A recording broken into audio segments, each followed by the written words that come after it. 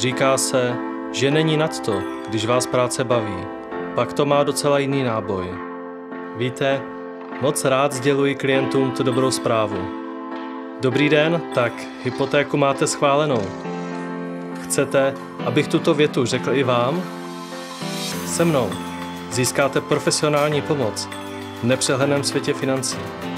S bankami spolupracuji, pro vás budu pracovat. Lidé si pro hypotéky nechodí každý den. Může to být stresující záležitost, třeba i kvůli nedostatku času. A když vás něco opravdu trápí, jdete ke specialistovi.